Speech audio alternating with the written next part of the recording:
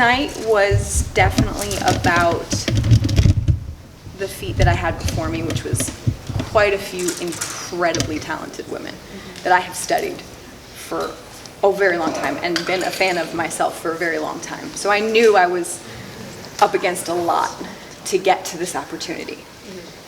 Having been through this very, very, very long, almost 11-year journey to get here, to get to this moment, to get to the legitimate pinnacle of my entire wrestling career, which was tonight, and gain the opportunity at the AEW Women's Championship is the most special and significant thing in the world to me. And I don't plan on wasting any time because it's been 11 years. I'm gonna hit the ground running, and I'm coming for Britt Baker, whether she likes it or not. Ruby, you talked about, well, obviously your name, and then the music you came out to. Talk how that felt coming out to, Rancid and everything like that. And Tony, that maybe you can elaborate too on how it is for like just getting the music and all that stuff. I guess. So I have been a fan of Rancid for a very, very long time, and coincidentally enough, I don't know if you guys know this, but a lot of punk bands are big wrestling fans. And Lars and I had became friends over the last couple years, and I had kind of come upon a time where I was like, okay, I need to know what I'm going to be called, what my music's going to be, and he suggested and like bestowed upon me Ruby Soho and the music.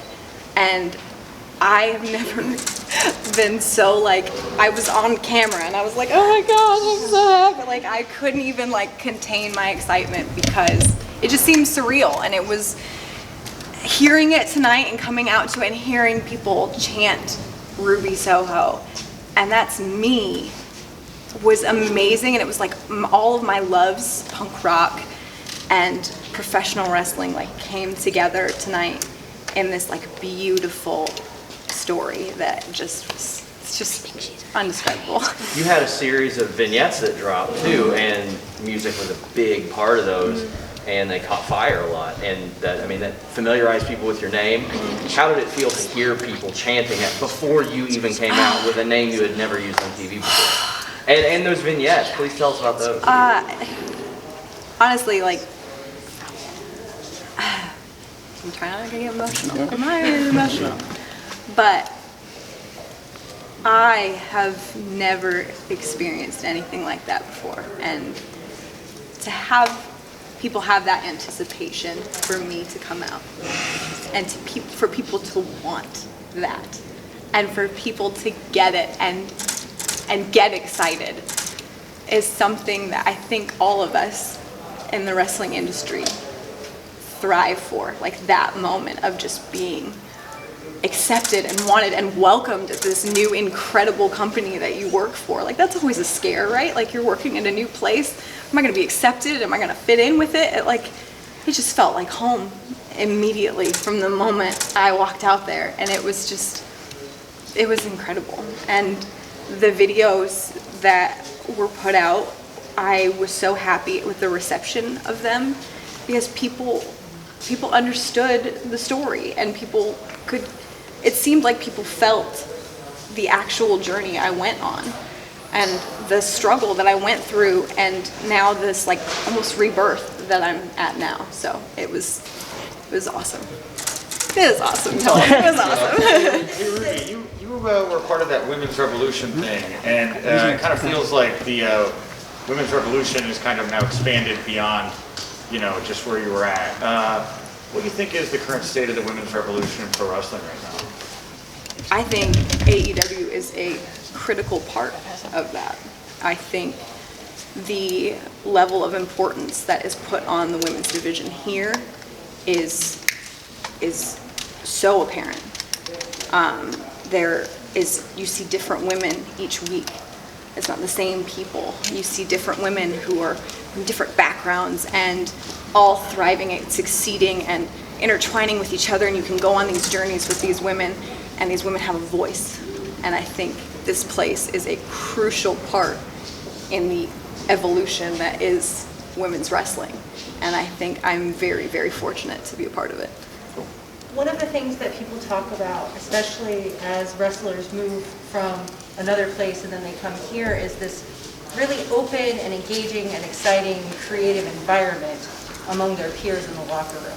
There's a lot of exchanging ideas, there's a lot of freedom of expression, and there's an open line of communication with Tony Khan to talk about anything and everything all the time. So, who have you sort of been most excited to work with so far in the locker room? And what are you looking forward to with your experience with expressing your creativity and sort of finding a new freedom in this enriching environment? Honestly, and I really wish I could find the words to express the level of welcoming I felt when I walked through these doors today. And I told Tony this earlier. There's something very special about this place. And I had heard a lot of things. I know a lot of people here. I've worked with a lot of people here that I worked with on the indies. And they all told me the same thing. And I tried so hard not to get too excited because I'm like, it can't be that. It sounds too good to be true. It can't be that great, right? It honestly is. Like, I walked through those doors and I've never felt more welcome in my life. I had so many people hugging me. We're so happy you're here. Like, what a beautiful feeling to be excited when you come to work and feel like you're welcome. I was just elated. It was just such a beautiful thing, and to speak to Tony and be like, so like I was almost like searching for like, oh, what are you looking for? Like, what do you want? And he's just like, I just want you to be you. I don't think I've ever had that in a long time, and it felt incredible to just be like, wow. Like this freedom, this creative freedom where the possibilities are endless. And to answer your question, I am a fan of so many of the girls on this roster. I don't even know if I could pick Nyla Rose, Thunder Rosa, like Tainara Khan. I can't even pick one because for different reasons, I'm a fan of all of them, and I'm so excited to get in the ring with all of them because I think they're going to bring out a different version of me and a different side of me and a different fight to me that no one in the industry has seen yet. When was the last time you were this happy in pro wrestling? I don't think I've ever been this happy in pro wrestling, if I'm being honest. Like tonight, my face hurts from smiling. It's a real thing. My face hurts from smiling so much, and I never want this feeling to go away. And I'm so grateful. I'm so grateful to Tony. I'm so grateful to all of you, to everybody that was in attendance tonight for just welcoming me with open arms, because to be honest, I'm usually the misfit, but you guys made me feel like I fit right in. Ruby, everybody brings something different to the table. What do you hope to bring to the AEW Women's division? That's a very good question. I mean, obviously, selfishly, I want these girls to take me to a level I haven't been on in a long time, and I want to see if I can still do it. So that's obviously the selfish part to me, but I want to be able to, in any way that I can, elevate this division and just have fun and show everyone the different parts of me, the different parts of all the characters, all the people, all the women that you've come to know and love or hate, and see different sides of them. And I hope to bring those sides out of people you haven't seen. And it's just, I'm just excited to be able to be a part of all these stories. And I can't explain to you guys. I'm so happy. Like, this place rules. Ruby, any personal and Let's get a couple more. She's doing great. Yeah.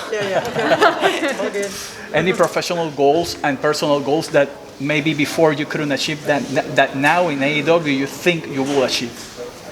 So, since I have been on national television, I have never held a title, ever. And I think tonight I have solidified my opportunity to potentially be the AEW Women's Champion, which to me is the biggest honor that I could possibly have. And so that's, of course, a goal, is to be able to hold gold for the first time on national television. Like that's an amazing goal, and it's not one I take lightly. But I think I want to find my love for wrestling again, and I think I found it tonight. Ruby. We'll get a couple more. Hey, we'll get AJ and then Dave. Sorry, AJ. Sorry, Dave. You had a Sorry, great Dave. match tonight. Thank you so much. And also, you won a title shot at Britt Baker. What are you going to do to prepare for that match? That is an amazing question. So I have known Britt Baker for a very long time. Prior to AEW, back on the independents when she first broke in, I have known Britt Baker.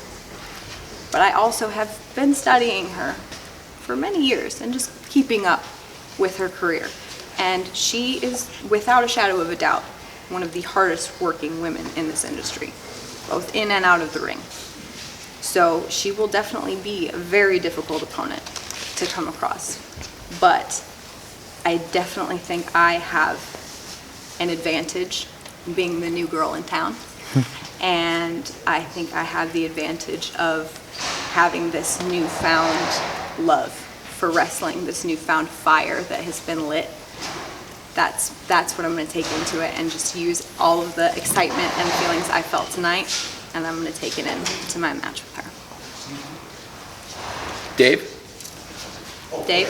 So, from a psychological standpoint, the last several months of your life have gone from, was it a low at leaving WWE, or was it, or did you immediately know where you were going, or, you know, like, when did you kind of like go through your mentality of leaving there and coming here? Did you get to go from a low point to a high point, basically?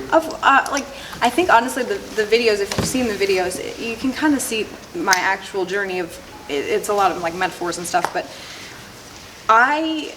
of course I was sad. I had made lifelong friendships there. Like women that I, will be friends with for the rest of my life. But it became very, very clear shortly after. I was sad, but that chapter in my life was closed. And I was okay with that. And I think I was nervous as to what the next step was. I knew where I wanted to be from the moment that it happened. I knew where I wanted to be, and it was here. Like, this is where I wanted to be. I didn't know if that was an opportunity for me that I was going to be able to have. I didn't know. There's a lot of people released. There's a lot of incredible talent here. Like, I'm hoping that there's a place for me here. And thanks to the gentleman sitting next to me, like, there's a place for me here, and I don't intend on wasting that opportunity. If I may, I had heard what a great professional Ruby Soho was. I was a big fan of Ruby Soho's work on television, but you never get to know a person until you actually meet them. Today was the first time we've actually met in person. Yes. Today was the first time we met in person. We talked, but today was the first time we'd ever gotten together, and today was the first time we ever worked together. I not only had the pleasure of being the CEO and the booker, but today I had the pleasure of being your agent, and what a competent professional and what a prepared, I'm serious. You never know a person until you work with them, and what a competent, incredibly well-prepared, brilliant professional, and I was so impressed. It was a great start. Thank you very much. Thank you so much. Thank you, Ruby. Thank you, everyone. That's awesome. Thank you so much. Congratulations.